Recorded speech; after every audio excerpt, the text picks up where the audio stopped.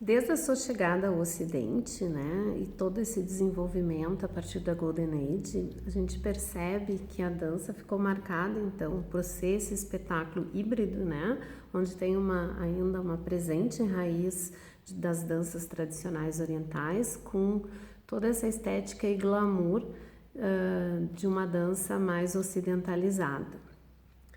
No entanto, a dança do ventre ainda é a manifestação mais conhecida no Ocidente do Oriente. Sempre que se fala em Oriente e que se fala sobre arte oriental, a dança é a arte mais conhecida e mais famosa. E justamente porque muitas bailarinas, né, fizeram história não apenas no Oriente, mas também ganharam o mundo na Europa e na América, participando de vários filmes e várias produções importantes, inclusive em Hollywood, e que, portanto, trouxeram essa fama para as bailarinas que ficaram conhecidas como grandes estrelas do Egito.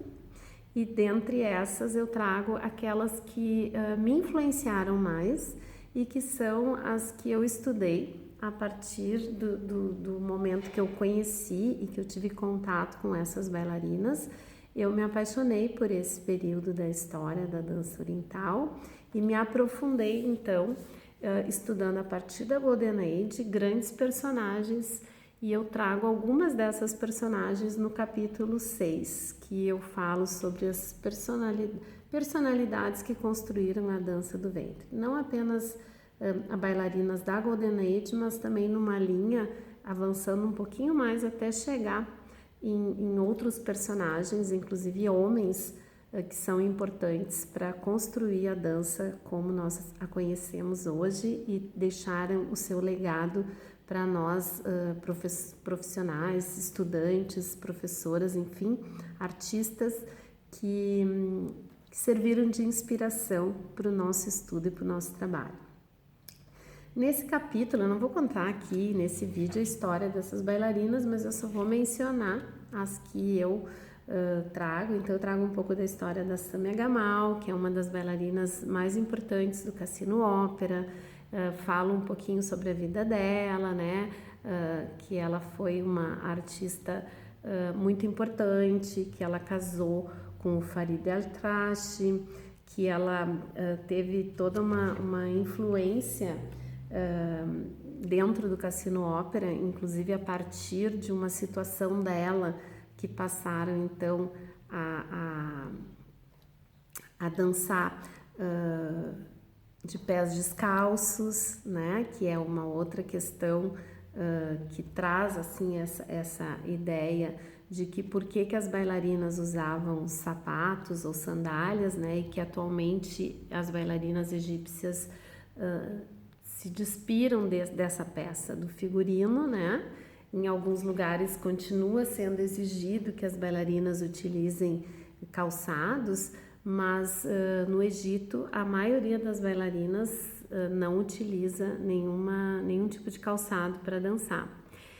Nesse período elas diziam que elas tinham dinheiro para comprar sandálias e por isso elas colocavam no seu show. Também para trazer uma estética mais glamourizada para esse espetáculo cênico, né? A própria Badia Massabni criou essa ideia de elas utilizarem então um figurino de 2 peças, trazendo mais sensualidade para essa dança e colocando nos pés sandálias e sapatos de salto.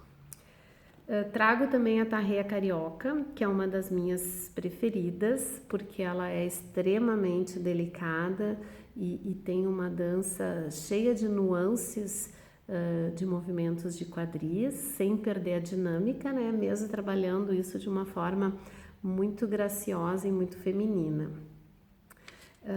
A Tarreia Carioca, inclusive, morreu em 1999, que foi logo depois que eu comecei a me profissionalizar na dança, né? Já que eu me tornei professora de dança em 96, então eu estava ali bem naquela efervescência e busca por essas bailarinas, quando eu fiquei sabendo que essa bailarina tinha falecido, e isso me deu assim uma tristeza, né? Porque eu jamais a conheceria, porque algumas dessas bailarinas que eu vou mencionar eu tive o prazer e o privilégio de estudar e de conhecer pessoalmente, que é o caso da Suherzaki, que eu também menciono no livro, e que para mim é uma das bailarinas referência na dança oriental e na minha dança particularmente, né? Porque ela é uma bailarina que foi assim, digamos, interpretativa,